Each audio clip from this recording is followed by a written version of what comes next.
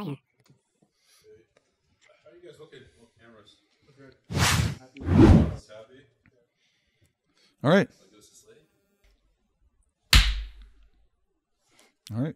So, Jay, first of all, thanks so much for doing this. Second of all, we're doing this interview the day after your Edmonton Oilers did something that nobody does in the NHL. Comes from behind and beats the Boston Bruins. A third period come from behind victory. We're going to get into the specifics of you and the Oilers and everything, but how did you do it? Because nobody else does. Yeah, well, it's our players for sure. I thought we started the game very well, executed the game plan that we wanted executed, and they came down. They got one on us. But what I really enjoyed was our stick-to-itiveness, our level of persistence. We just stuck with our game plan. Something else happened at the end of the first period where we gave up a goal under a second left, something atypical for us. And, I think walked in the room after that first period, and it was just about understanding the challenge before us. We felt if we could cut that game in half, meaning if we could find that next goal, that we'd be in a good spot. Sure enough, we did that in the second period, and then we stuck to it. We made an adjustment here and an adjustment there, but in all truthfulness, that's what we expect to do. Boston Bruins are not TD Bank Garden or whatever it's called there in Boston or not. For us, it's about a standard that we play towards, and when we do, we think we're a tough team to beat, and last night we were. That's one of the things that I want to ask you a bit more about you in a few minutes. But your group, they went to the Stanley Cup semifinals last year, the Western Conference Final. Yep. And I don't want to say that this looks like a joyless season, because I don't believe that's true. But when I watch the Oilers play, Jay, I see a team that is not interested in anything else aside from getting past where they were last year. Like, you watch McDavid the night he scored his 50th goal, he doesn't want to talk about scoring 50. And I kind of look at your group and I say it's all business, all business. Yeah, I would say, internally we have some fun with each other. It might not be something that we advertise or whatnot, but I would say for us, the joy is in the journey. And for me, we want to do better than we did last year, but the first hurdle you have to get to is you got to make the playoffs. And the 82-game grind of an NHL schedule, not everything is going to go perfectly. So what we're trying to do is we're trying to capture moments that happen within the season that help us with our ultimate goal. But we still got to move along the regular season. And for us, it hasn't been an easy season. There's been some times where we've played short just because of salary cap implications. We've lost some, people up front early in the year that really affected some of the things that we were trying to do. What do I mean by that? A lot of times we went to 11 forwards and 7 defensemen. We were doing what we had to do in order to gain points and stay afloat in kind of the divisional race. We've taken a real step, I believe, since Christmas time. And there has been a lot of positive stories within our year. But in the end, what we're trying to do is prepare ourselves for game number 83. And that is our focus. But we got to get to number 83 before you can worry about winning that first game in the playoffs or winning the first round in the playoffs. You got to make sure you're capturing certain moments within the year that are going to prepare you for a long playoff run. Elliott talked about, the team and looking determined and focused. We see all of that on Connor McDavid. I know you referenced the 50 goals, and I don't want to talk about that. And it's kind of, for everybody else, we've said it before on the podcast, it's frightening. Like, he's at that next level. Just when you think okay, he's out of gears, there's another one. And we've all watched a lot of Connor. Here in Toronto where we're doing this, a lot of people watched him play with the Marlies. Before that on York Simcoe, or played with the Erie Otters all the way through. This is the most intense and focused we've ever seen Connor McDavid. Yeah. What does the coach think? I'm impressed. Something I would say on just the on-ice side of things. we can't be numb to what we're witnessing here. This is an historic season in this this type of hockey that's being played by this generation. You know, for me, usually when we come into a different city, all the local media want to talk about is Connor. Yep. And, you know, something I said earlier in the year, and I wish I could attribute to where I heard it, but I heard somebody talking about someone at the top of their game or the top of their field. And the way they equated it was, you know, it's like being at the foot of Everest. Sometimes you become numb to the brilliance of what you're seeing. And what do I mean by that is, you know, you get out the door, you look up and there's this beautiful mountain. Well, you do that for a number of years. Sometimes you take it for granted. I don't think we should be taking for granted what we're seeing from not only the best hockey player in the world, but one of the best athletes in the world right now. That's on the hockey side of things. His season is truly spectacular.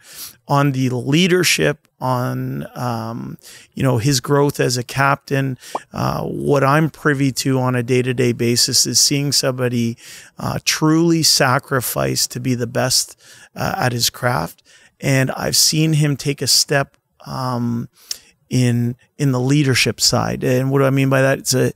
It's not just setting the example anymore for him. It's holding people to a certain standard. And, you know, I'm fortunate that I get to coach the best player in the world. Can you give us an example? Have you seen it different this year? You know, I think if there's something that happens in the play where maybe in the past we would talk about it the next day or in between periods, he's not afraid to nip things in the bud, whether that be with a teammate, whether that be with something he feels on a special team, anything like that. He is unafraid to voice his opinion. And I think that's part of intellectually, emotionally maturing. But I think he's really maturing into the role of captain. I think that playoff run last year whet his appetite, and he realizes that in order for our team to take the next step, a lot of it comes down to how he plays and what he values as a player, but the leadership side of things, it's beyond impressive. You know, one of the things, this is so fascinating to me because one of the things, and I think what you're getting at here, Elliott and I have talked about this before around great athletes specifically. One of the hardest things to do is have the talent to manage your talent. Yeah. Like there's being talented and then there's being able to manage that talent. Is that what you're getting at with McDavid? We've seen players, oh, you know, I'm going through a slump, I'm just going to, you know, bear down and work hard. I can work and polish and polish and polish, you know, pound the sword, pound the sword, pound the sword. But being able to manage your life, your skill, your profession, your craft, like that's its own talent. Yeah. And you're seeing that in McDavid, if I'm reading you correctly. I see that for sure. He's somebody who wakes up in the morning. He's driven to be the best that he can be. The choices he makes, the sacrifices he makes in order to be the best that he can be is, you know, it's beyond impressive. What I'm seeing now as the leader of our team, though, is that he is holding people to a certain standard to where the standard is our standard. And if we're not living up to it, he's not afraid to, you know, make sure that people hear his displeasure. And that's not someone going after anybody or anything like that. It's with the end goal in mind of us being the best that we can be, us playing towards our potential. He's not afraid to come to the coaching staff if he feels something. To me, I love seeing that as a coach. And as I said, it's beyond impressive. What does Coach Jay Woodcroft give Connor McDavid bleep for? What do I give him bleep for? Not much. He does a lot. He does a lot well. You know, there are times, you know, when I talk about managing rest with him, in that, you know, sometimes, you know, it might be best if he's played 24 minutes the night before, it might be best for maybe him to sit one out. But he's such a good leader that I think when he chooses to skate in certain situations, it comes down to him showing the team that he's willing to do that for the team. But I don't give him bleep about too much. Because I remember Bruce Boudreau telling a story about the first time when he got hired in Washington, the first time he had to make Alexander Ovechkin the star of that day's film session. Yeah. And he said he went to Ovechkin first and he said, "You're getting it today." Yeah. Have you ever done that with McDavid? Yeah. And I would say this, that happens quite often. And that is the job of the coach, is to provide leadership, you know, in that regard, and make sure everybody's held accountable. I think Connor would enjoys that. I think we have to give our best players you know, things that they can sink their teeth into that can help them be the best that they can be. That's been my experience. I've been around a lot of really good players over time, and it's been my experience that the best players in the world want to be led, and that's what I'm here to do. Are Connor and Leon different at all in the way that they have to be coached or managed? Yes. How? I think Leon, first of all, is the son of a coach. And he's somebody who's been kind of in that world for a longer time. He comes early to the rink. He, you know, has certain patterns that he follows. I think what's similar about both of them is they have elite hockey sense, like elite, off the charts hockey sense. They understand the patterns in the game. They understand the way the game is being played, what teams are having the most success, why they're having it. They both crave information that's going to help them be the best that they can be, but they're different personality types. They're different presences. You know, I think in the end, they're both great friends, though, because they are different. They're not the same.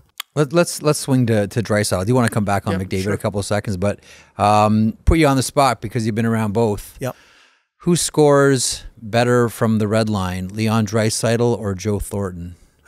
From the red line? From the goal line. Oh, you're talking about when they when they fall off there. For a second there, I thought you were talking about center ice too. Yeah, I was like, center ice. You know what I think? I would say that's such a unique spot to score goals from, but it's also sometimes the best players in the world find ice that others don't. So it's in response to maybe how they're being defended in certain situations. I would say, you know, Jumbo was, and they're both elite passers, but Leon probably scores from that spot a little easier than Jumbo would have. We were all amazed at Leon last year in the playoffs. Yeah. Just one of the greatest playoff performances I think we've all seen, and you know you're agreeing with that. That's obvious.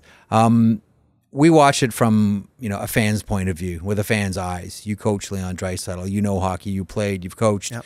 What impresses you? Like, what are we missing on? They say, guys, here's why Draisaitl's great. Yeah. Well, let's go back to that playoff series. The pain tolerance that he played with. And not just played, but he played at such a high level. Yeah. I mean, both him and Connor shredded 3 different teams offensively.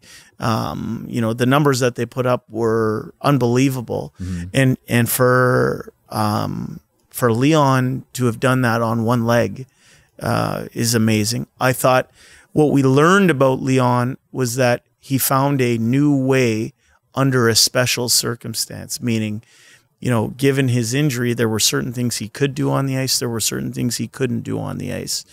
We changed his position in large part because of that.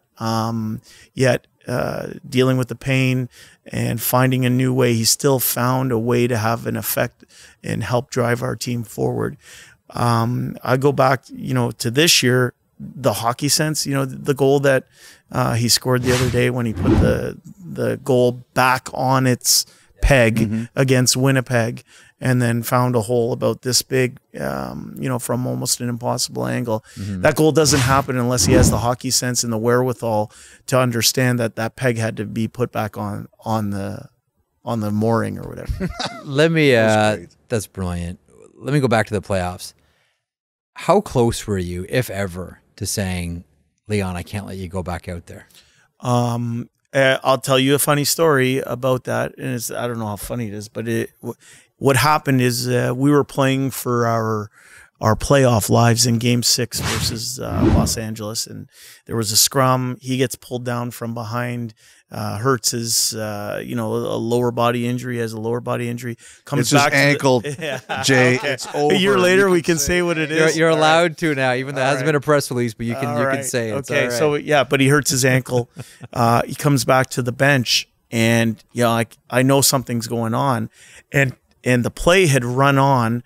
There was kind of a TV timeout at the very end of the period, and he was trainer comes up to me, and they both say, "Well, we're going to bring him back and evaluate him." I said, "Well, just leave it. Don't show the cameras that he's leaving the bench for this reason or whatnot." And he looked up at me and said, "If I do it, I'll be back in the second period." I said, "Okay, see you later." And so he did it, and he played the rest of that game. But man, I mean, the pain threshold to be able to do what he did was amazing. I think what we tried to do from that point was manage, what we were asking him to do between games or between series. But what he did was unbelievable. And you talk about the effect that has throughout the organization. If you're Ryan McLeod and you're seeing Leon Draisaitl play with that type of pain, I think that that goes a lot farther than me saying anything, because he's witnessing it. And Leon's not the only guy that plays with pain. Vander Kane has done an unbelievable job with managing some things, and coming back so early from a horrific injury. I would also say the one thing about McDavid nobody talks about is how hard of a player he is, the abuse that he takes, and how physical he is with his body. It's amazing what these guys go through, and we're thankful that we have players of that caliber and that character on our team. I want to talk about you. Sure. February 10th last year, 2022. Take us through that day. When did you get the call? Who'd you call first? What was your reaction? Yeah, I got the call very early in the morning. Typically, I'm an early riser, so I go into work very early. Our staff was there. I get the call. So you're in your office in Bakersfield? In the office, yeah. Did you have any idea it was coming? No. It's not something I thought about. I was worried about my own team. Our team at that point in Bakersfield was going through a COVID crisis. We had games where it was just me on the bench, or me and a goalie coach on the bench. We're losing people on a day-by-day basis to COVID. It was hitting us at that time, but we were finding ways to win games. That's the call that makes everything worthwhile. All the sacrifice, your family's sacrifice, all the years you spent at an arena, it was everything that you ever want. But I also knew a few things. I knew that the challenge ahead was going to be a big one, but I felt ready, and I can't stress that enough. From my life experience growing up in the family that I have, from my work experience starting in Detroit, going through San Jose, working in Edmonton the first time, and working with and for some really, really great hockey minds, and then making the choice to go to Bakersfield and become a head coach on my own and work with our own staff down there.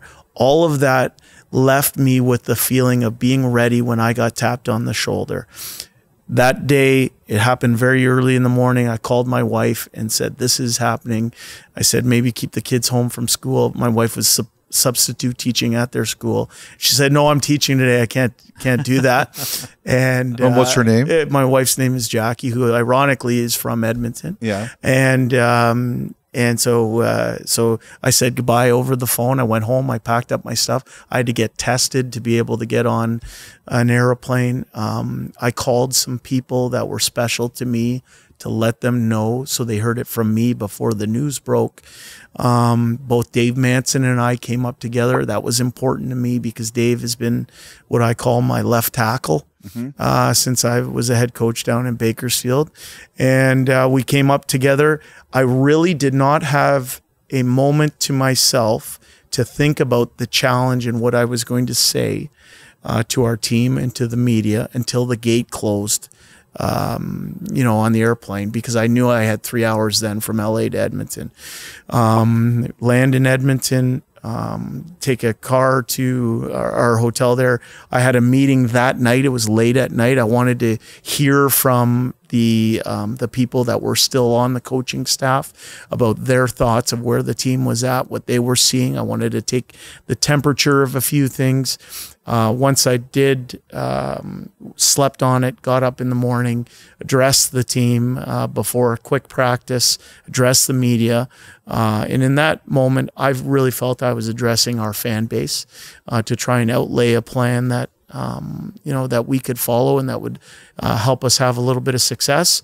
We went and played a game against the New York Islanders. We found a way to win that game, and the rest is history. You know, I talked to a couple of people over the past couple of days who you either, you know, mostly players that you played with growing up, whether it's, you know, Markham, Aurora, various minor pro teams. And one of the questions I asked was, did you ever think that Jay would be a coach? And they all said, at the time, no. But as I look back, yes, that you were the all-in 24/7 in the hockey pool, collecting the hockey cards, yep, watching the hockey games, studying other teams. Like, you were that guy. And pretty much every person said, it should have been obvious to me that this guy was going to be a coach one day. When did it first get into your brain that maybe I'm going to coach one day? Well, that's a huge compliment from whoever you were speaking to. There's a couple. Yeah. And, you know, is it because part of they're basically saying we didn't think he was smart enough back then, exactly, but we probably should have realized it. Yeah. Or maybe their 10-year-old brain didn't think that. But for me, you know, I'm the youngest of 3 boys. Mm-hmm. Everybody's involved in hockey. I was someone who considered himself a student of the game. I enjoyed going to watch my brothers play and watch them practice and figure some things out along the way. Mm-hmm. I think, when did I know that I would become a coach? I was a product of the Toronto hockey school system. I remember taking power skating lessons at Larry Mars, and I'm still friends with. Wow. That's a legend. Oh, yeah, he's a legend. Wow. And his top instructor was someone named Spence Curtin, who's involved in minor hockey still to this day here in Toronto. And they were people I learned from and looked up to. I think, you know, when I was really going to hockey school, Seneca College Hockey School, you know, in Toronto here, mm-hmm, at Seneca College was, I went there. Was run by Vern Buffy. Yep. And they had a great way of bringing in the best young players in Toronto. They would allow them to work as instructors and pass their passion for the game on to the next generation of player. And I kind of went to those schools, and I looked up to guys like Adam Graves and Steve Spott. And eventually Steve Spott took that program over at Seneca College. And when I was 13 or 14, I started to work there. And I learned a lot of valuable lessons working there in the summertime. One of them was how to behave around older players, you know, and understanding hockey culture in terms of like the work ethic and paying things forward by passing your passion on to the younger players. I still have bruises from all the skates I tied that first summer. But as I got a little bit older, I was entrusted with leading groups. And now all of a sudden you got to figure out, okay, how am I going to best use our time on the ice to give these kids something, to truly make them better. And, you know, even as a player, as I was working my way up, you know, my own career, I still really enjoyed those summer times because, you know, you're trying to solve problems and come up with solutions for things. And I would say that's where the seeds of coaching started. So what was your big break? Big break, born into the Woodcroft family, number one. Mm-hmm. Won the lottery, 2 great parents, 2 great brothers. I've won the lottery with my own family now, with my wife, Jackie, and our 2 kids. Mm-hmm. You know, I would say professionally speaking, when I was, you know, I done some things professionally where I'd earned a college education. So I got something back for all those hours of hard work. I played in the minors. I was playing in Europe, and it was during the lockout of 2004. And Mike Babcock had lost somebody on his coaching staff and wanted to know if I wanted to talk to him about potentially joining his coaching staff. And at that time, it was in Anaheim. And Greg Carvel had moved on to Ottawa and now is a great coach in his own right. But Mike, I had a long conversation. That lockout ended up lasting the full year. Mike went to the Detroit Red Wings. We kept in touch. And, I had to make a decision at 28 years old if I wanted to still play in the leagues in Europe, which is a great lifestyle, and I really enjoyed it. But in the end, I wanted to make a decision to be around the best in the world. And the Detroit Red Wings at the time had a great team, got to learn from a great coaching staff there. Every member of that coaching staff has gone on to be a head coach in the NHL. I'm quite proud of being in that room. And as the lowest man on the totem pole, I made sure that my ears were open and my mouth was closed as much as possible. And I learned a lot. What was the biggest lesson you learned? Just the amount of hard work and preparation that goes into doing things the right way. And, everybody there was a star in their own right. It was an education in how to do it right on a daily basis. I would joke that my undergrad was at Red Wings University. What's the perfect length for a video session? Not too long. I think we have to understand the world we live in now. So I believe that one of the best qualities for young coaches out there is to learn how to distill things down to what is most important, what is most essential. I think there's ways to get to people on the little details of things. A lot of that will happen one-on-one. But in terms of a video session for the team, I try and keep it under 2 or 3 minutes max. That's fast. Yeah, I try. Sometimes it's a little bit longer. If we've lost a few in a row, it might be a little bit longer, but I still believe that the brain can only hold attention for so long, and that's learned through experience. Does that, I'm curious about this, does that build throughout the season? I remember talking to one video coach who was talking about the idea of, initially just focus on one thing and then build from there all throughout the season. Agree or disagree? I would say for us, it's like adding a layer to the onion, so to speak. Yeah. And, where we are right now is quite different from where we were in September. In September, you're laying the foundation, and as you work your way through the season, that's why I said it's important to capture moments that occur during the season. We had a great meeting the other day in Boston, a review of our Buffalo game in certain areas. And then I saw growth in our team last night in those areas. That makes me feel very good as a coach. Sometimes when you're playing the best team in the league, that brings out those moments. And so today I wanted to make sure that not only did we focus on that the other day, but we caught them doing some things properly too. What was that? What was that thing? Oh, you want me to spill all the secrets here? I want to know what it is. Just some defensive things. And I think for us, everybody understands for us that we feel we're going to score enough goals. But the better we are defensively in certain parts of our game defensively, the better chance for long-term success we have. I think the other day in the media, we played Buffalo, and I said, since Christmas time, we beat Buffalo 3-2. Since Christmas time, we have 17 wins, 3 overtime or shootout losses, and 2 losses in regulation when we give up 3 goals or less. So that to me is our template. Last night we played Boston, we won 3-2. That kind of reaffirms what we're trying to talk about here. And I believe that the better we are in those areas, the more chance for success we'll have. One of the great things about 3-on-3 when it started, it seemed like coaches didn't know what to do with this thing and just go. Yeah. Just go and play, and it's up and down and up and sprint.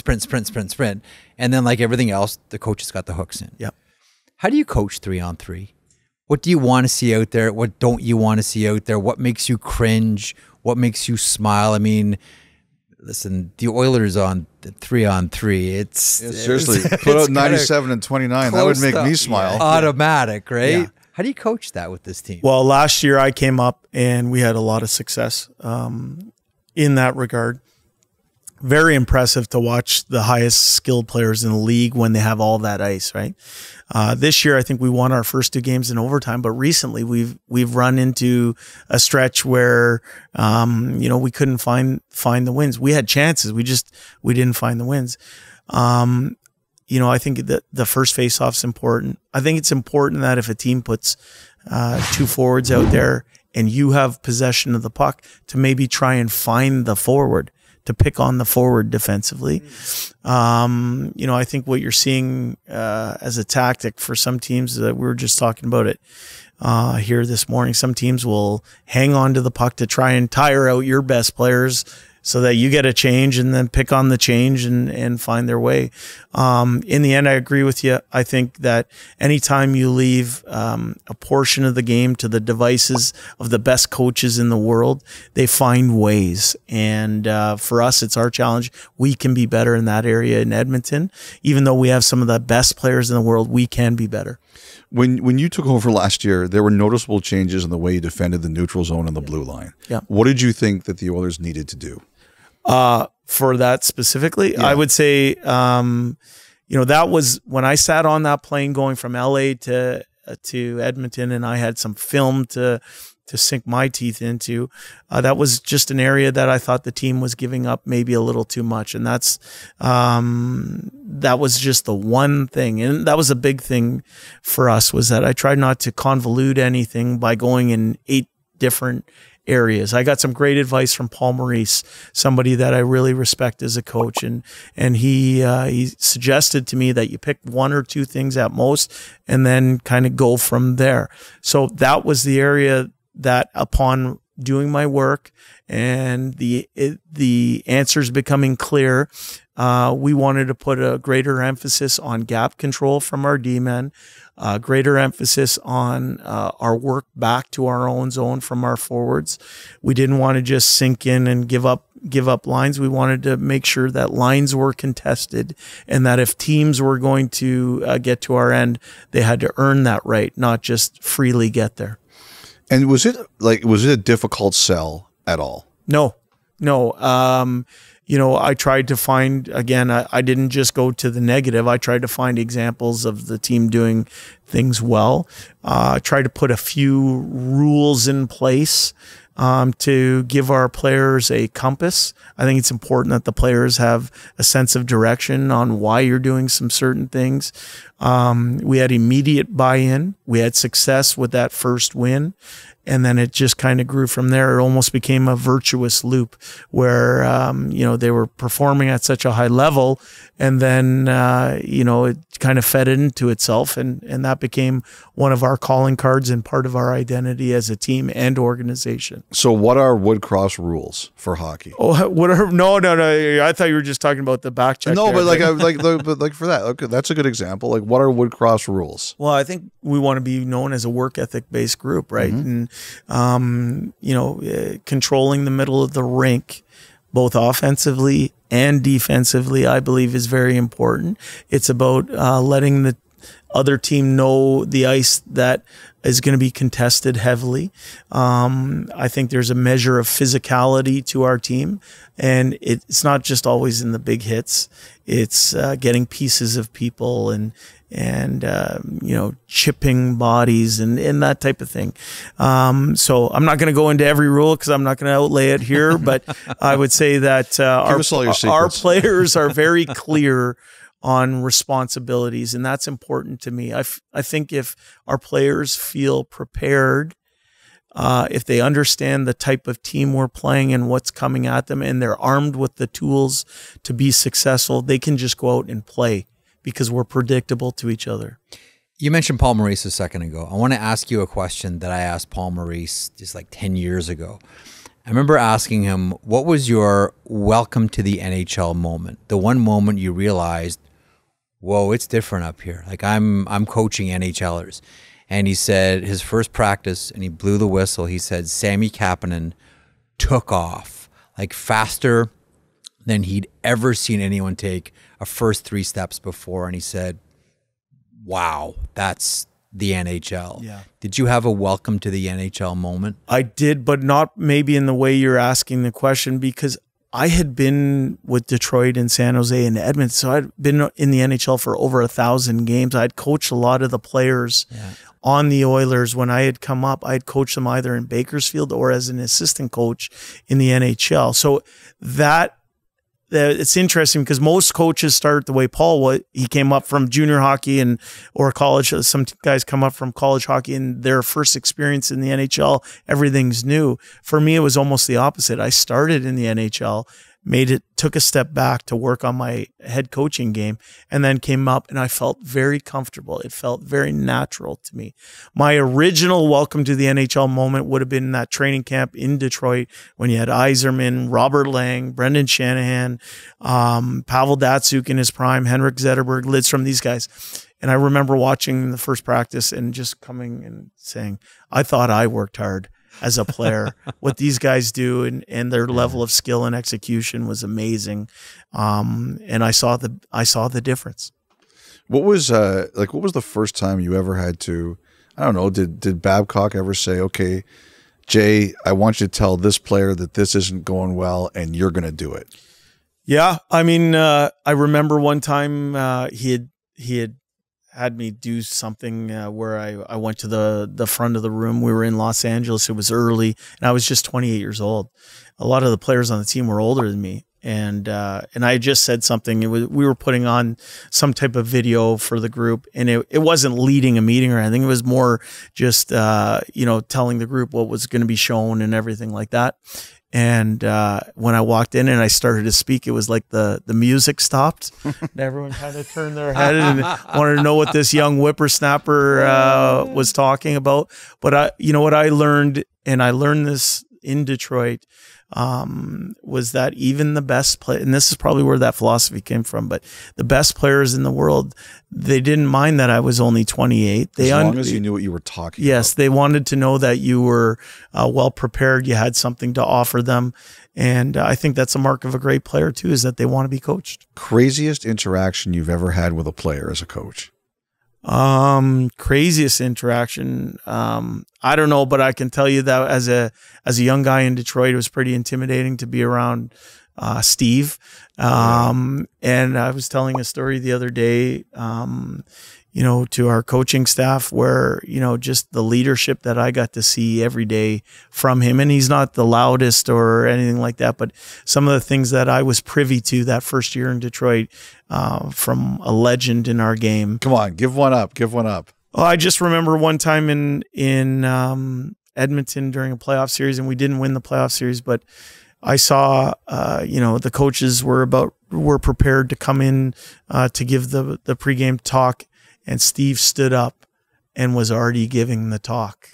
And I just thought, man, like that was leadership personified in that moment and what he said.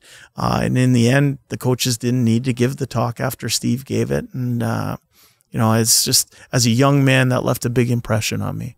I just wanted to ask you about, you mentioned your brothers. Yep. Todd's a coach. Yep. Craig's a coach. Yep. Do you now say, I'm the best Woodcroft coach? No, I don't say that because I'm the youngest. Most youngest are used to being put in their place. Mm-hmm. A lot of times I was the goalie in road hockey, and I took a lot of beatings on the way up. But I wouldn't trade my experience being the youngest in our family with anything. The one fun thing for us as a group of brothers was at the 2015 World Championships. Todd was an assistant coach with Glenn Hanlon in Switzerland. Craig was an assistant coach with Dave Lewis in Belarus, and I was an assistant coach with Todd McClellan and a great staff for Team Canada. In the end, Team Canada played both Switzerland and Belarus, and we ended up beating those teams, and we won the gold medal. So, but that was the only bragging rights that I have as a coach. Did you have money on the board for those No games? Money on the board, but I was excited when we won. As you evolve as a coach, I'm curious about, because you're a great talker, I'm curious how your style sort of changes? Like you mentioned, those first few interactions with Detroit, you're a much different and confident person now. Where do you look to, or who do you look towards in hockey, outside of hockey, to develop your own style of communication? Because that always is an evolving thing. Like all of us, Elliott and I both broke in 94, 95-ish, maybe you're a little bit before. But like your style evolves, right? Miles Davis used to always say, it takes a long time to sound like yourself. How do you get there? How did Jay Woodcroft get there? Yeah, I think, you know, the rock in our family was our mom, Jem. She's passed on here over a few years ago. But always there was an emphasis put on education. You know, I think as I moved on in you know, and worked at hockey schools, you find your voice that way when you have to stand in front of people and get your point across. I think as I entered the professional coaching world, certainly Mike is one of the best communicators out there, a great public speaker, walked into a room and could command any type of room that he walked into. I thought Todd McClellan's public speaking and his ability to get his message across is unbelievable. So you'll learn that. I think, you know, I had a conversation one time, and I'm a big believer in having conversations with learned people in all professions. I had a conversation one time. I called Doug Risebrough up, and we were just talking about the game, and he ended up asking me more questions than I asked him. And in the end, he said something unique to me, which was, you know, because he had asked me about who my influences were and all that kind of stuff. And then he said, just make sure you remember how important your players are. And I thought it was one of the, and I just hadn't got to that point. And he said, what you can learn from your players, and I was very young at this time, is immeasurable. And I think of some of the best players that I've got to be around in 3 proud organizations. And what I've learned from them, how they conduct themselves on a daily basis, what their needs were, and seeing them in the most pressure-filled moments that you can see them. I think that's where you kind of gain experience and find your voice. You know, this is a few years ago, Elliott was interviewing Mike Pinball Clemens. He asked a horrible question, but Pinball Clemens gave a great answer, and this was the answer. Something to the effect of, if you're the smartest person in any room, that's your fault.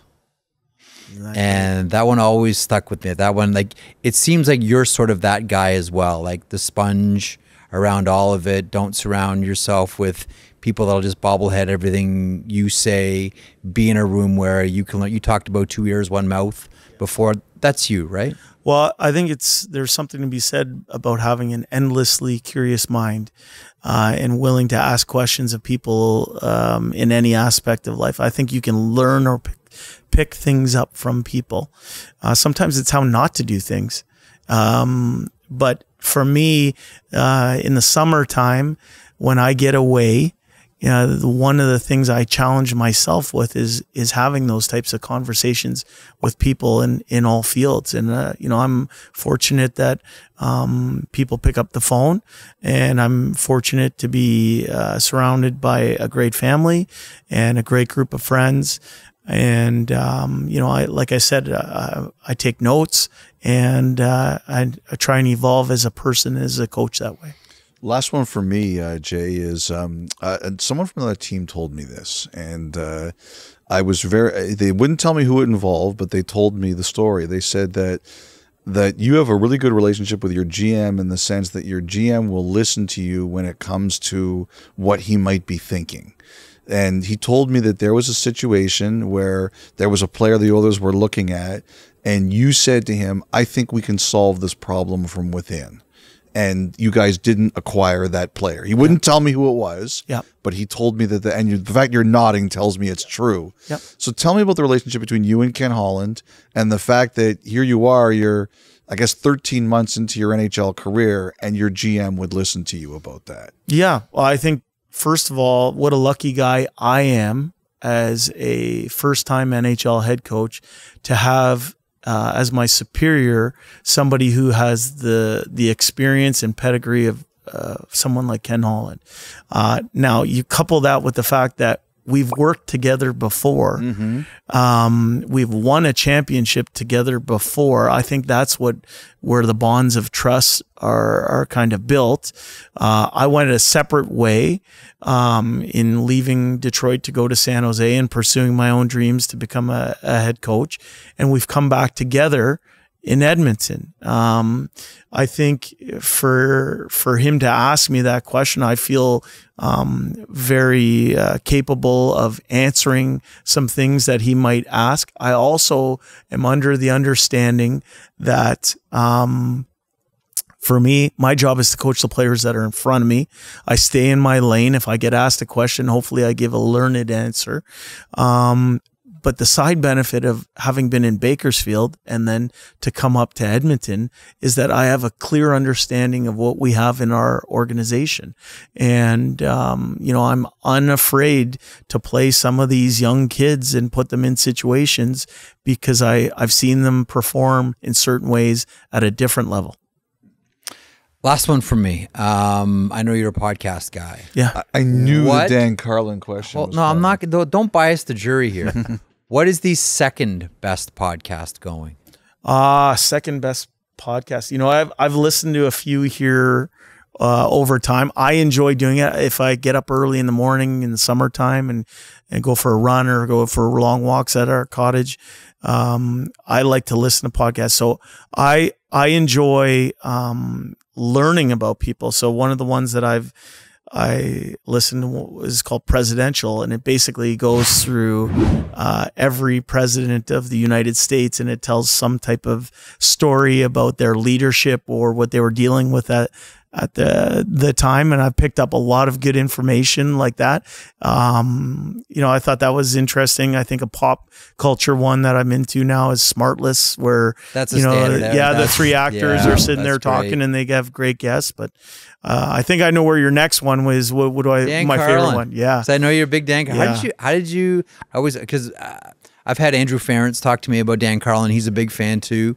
How did you come to find Dan Carlin podcast? I think it was referred to me by one of my brother-in-laws, and they knew that I like history, and I listened to the one on World War I. It's the best one. Yeah, and it was just phenomenal. One. And I was sitting there, and it was like I was on pins and needles, just waiting to hear what was coming next. And I just think his voice, his study, and the meticulousness he puts into each one of those is really impressive. And just for you, Elliott, I know that Jeff got to speak to Dan, and he made it into a podcast, and I really enjoyed listening to that. I always say he liked that more than he liked this one. I will say that. I've said it before. Like that was podcast fantasy camp for me. Like that was like, what am I doing here? That was. Well, I thought he paid you a really good compliment because you had done